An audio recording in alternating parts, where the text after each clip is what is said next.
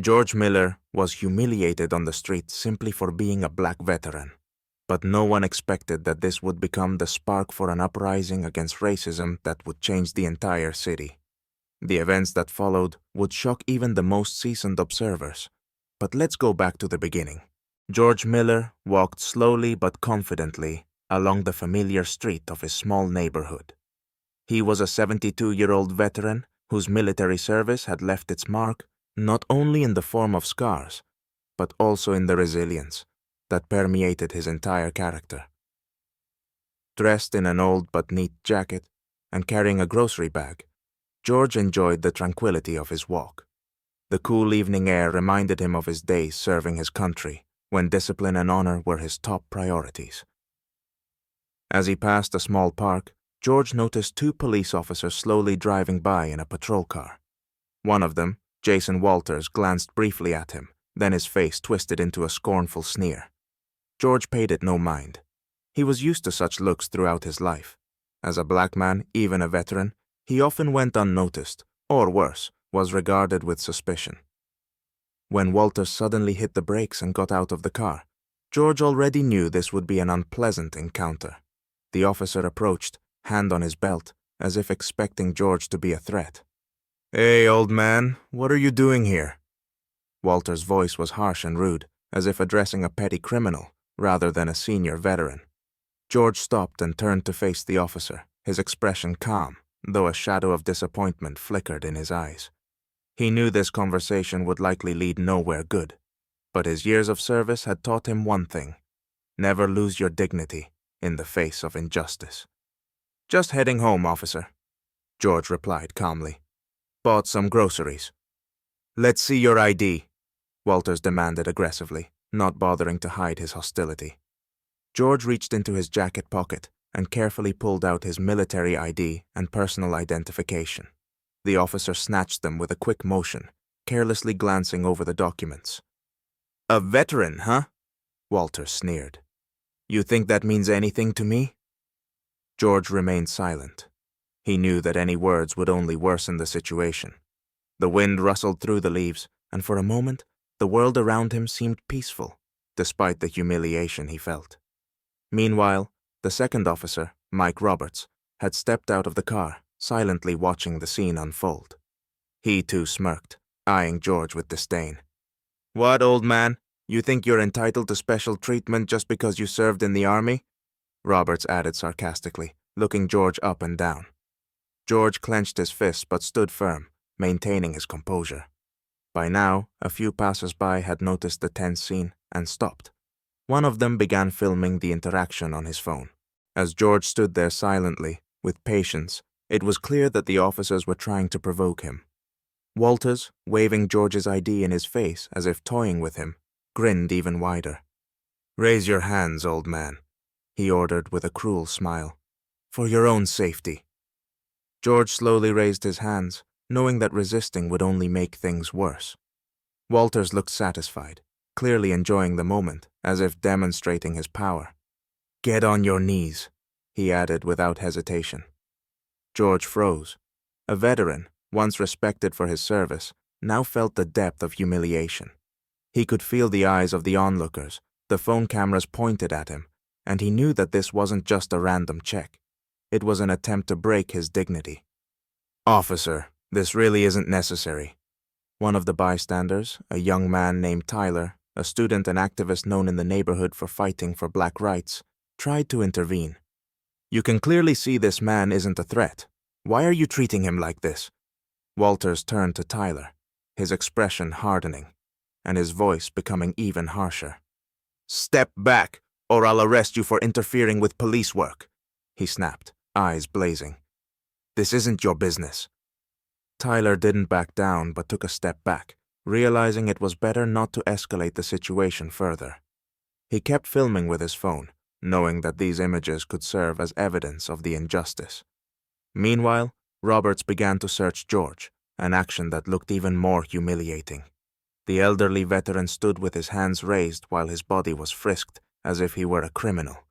George tried to remain composed, but inside, he was torn by the outrage and pain of being treated this way, despite his years of service to the country. The crowd around them began to grow. Passers-by, seeing the scene, stopped to figure out what was happening. Some started whispering. Others had their cameras ready, and many faces showed confusion and anger. Everyone knew George. He was respected in the neighborhood as an honest, quiet man who always carried himself with dignity. "What's going on here?" Someone from the crowd finally asked, loudly, the question echoing in the air and amplifying the tension. The police officers remained unbothered, as if relishing their power. Walters looked at George again, as if wanting to humiliate him further. "What's the matter, veteran? Think you deserve better treatment?"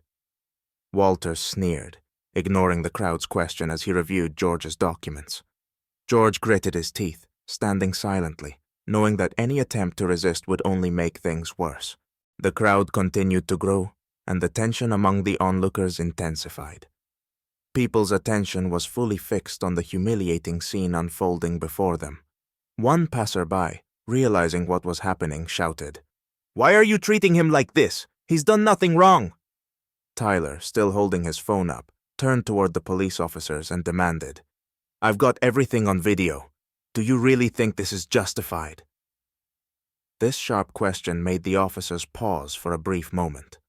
Walters quickly glanced at the crowd, realizing that their actions had already attracted too much attention. But instead of backing down, he only escalated the situation.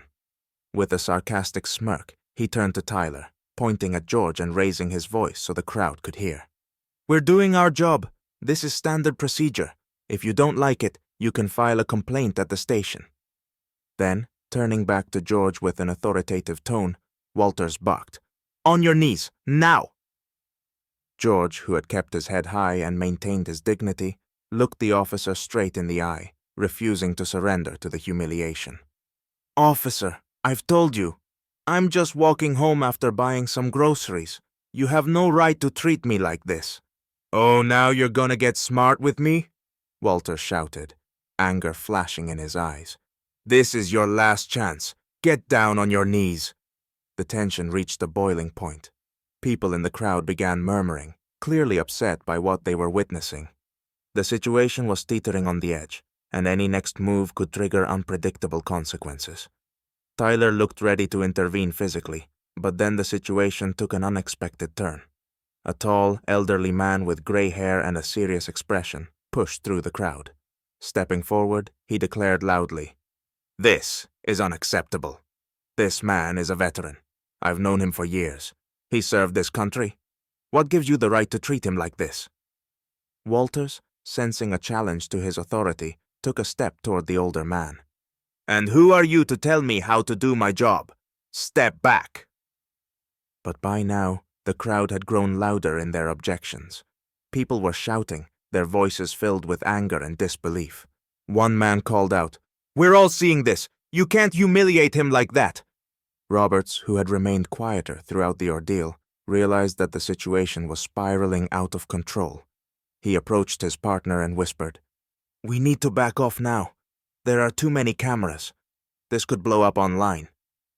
Walters clenched his jaw, clearly struggling with his pride, but he knew that continuing could lead to serious consequences.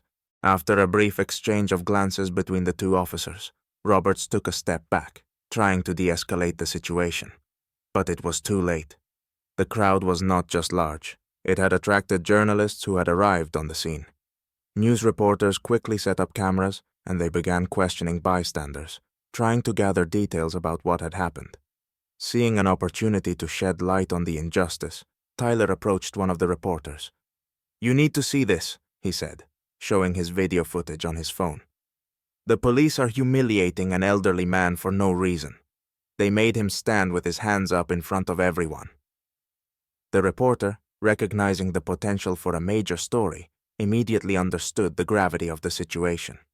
The cameras were soon pointed at George, who continued to stand tall and calm, despite the degrading treatment. His image, an elderly black veteran enduring blatant injustice, was now becoming a symbol of the systemic discrimination that many had faced. "We need to stop this," Tyler said firmly to the reporter. "We can't allow this kind of behavior to happen on our streets. This man deserves respect, not this kind of treatment." One of the journalists, holding a microphone, turned to the police officers and asked, "Officers, can you explain why you are treating this veteran like a suspect? Do you have any evidence that justifies your actions? Why is he standing with his hands raised?" The police, caught off guard by the rapid media presence, began to show signs of nervousness. Roberts, realizing the mounting pressure, stepped closer to Walters and muttered, "They're filming us. We need to get him out of here and make it look like a routine check." But Walters, still unwilling to admit his mistake, faced the reporters and declared, "We're conducting a standard check. This man was acting suspiciously. We're just doing our job." However, the crowd wasn't buying it. People began shouting, "Suspicious? He was just walking home. We saw the whole thing." Meanwhile, videos of the incident were already spreading across social media. Those who had recorded the event had uploaded it to various platforms, and within minutes it was gaining traction. George, standing in the midst of this chaotic scene, realized that his story had become more than just a random police stop. It had become a symbol of the fight for justice. The next day, videos of George's encounter with the police had gone viral, sparking a wave of outrage. Thousands of people shared, commented, and expressed support for the veteran, condemning the actions of the officers. Social media was flooded with hashtags like #Justice for George Miller and #EndPoliceBrutality, demanding accountability and justice. News outlets picked up the story with headlines like "Veteran humiliated by police without cause" and "Another case of police misconduct. Where's the justice for those who served?" Protests soon followed. A group of activists, including Tyler, organized a rally outside the police station. People held signs reading "Justice for George" and "Stop Police Abuse." Veterans who had heard about the incident also joined in solidarity with George, wearing their medals and carrying flags, showing that they wouldn't allow one of their own to be disrespected. George, despite his usual preference for privacy, found himself in the center of a media storm.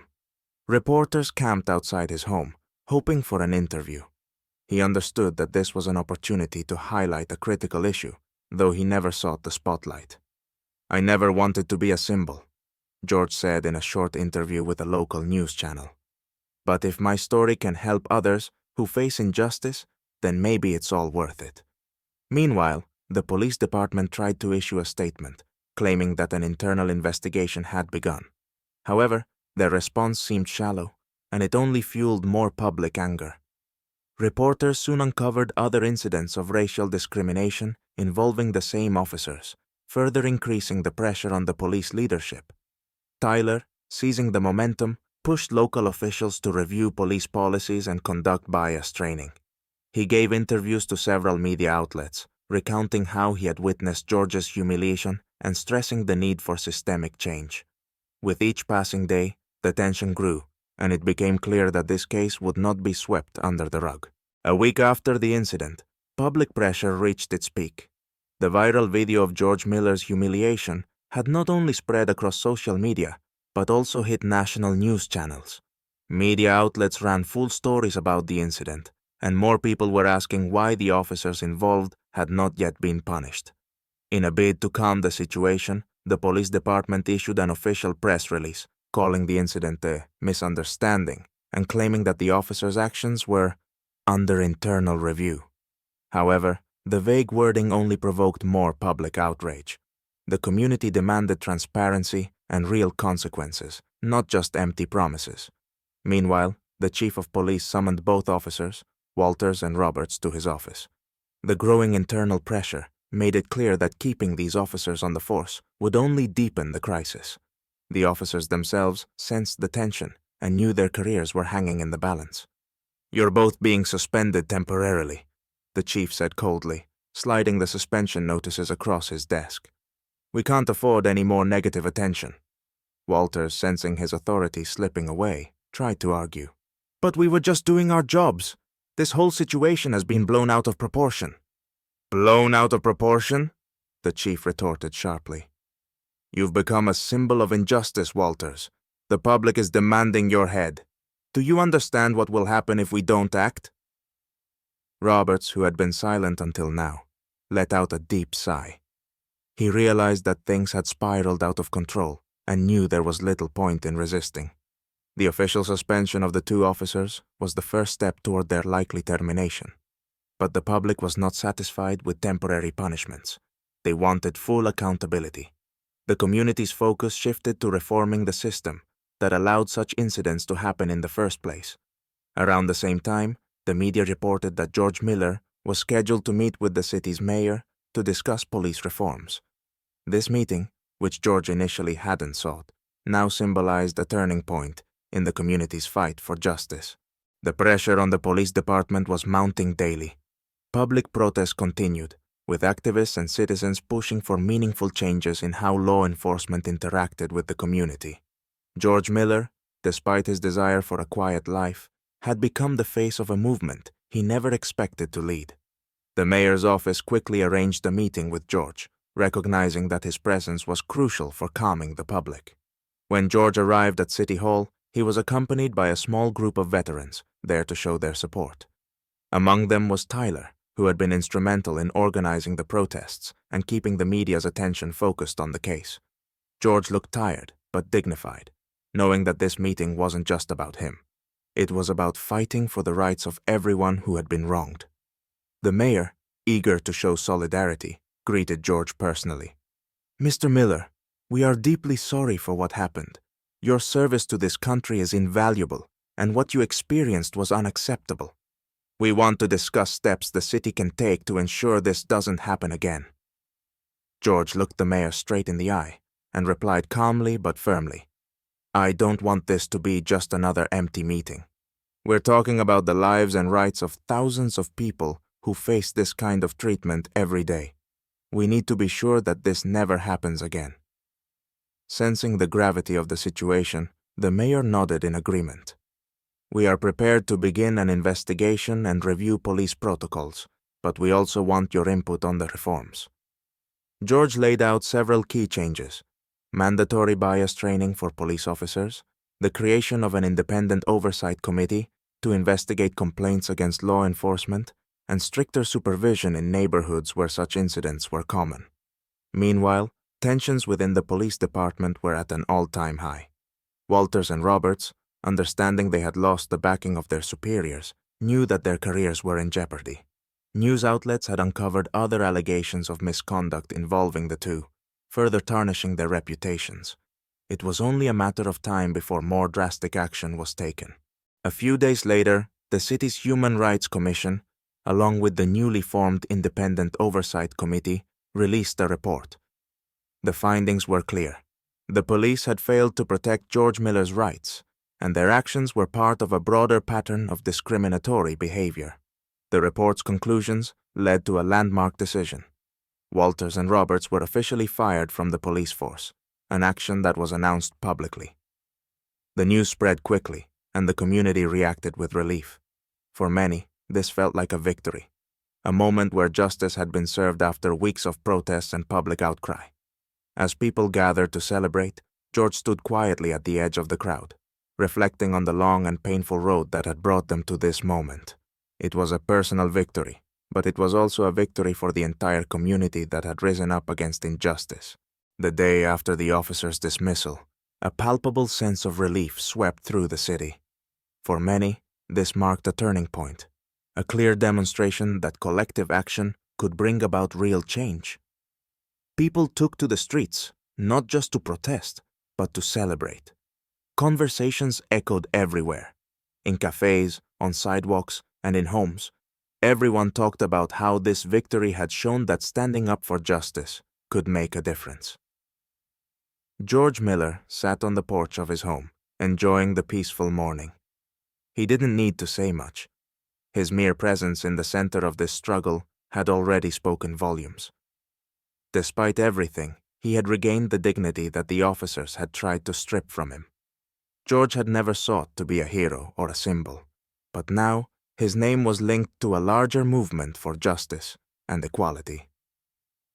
In the meantime, the city pushed forward with plans for police reform.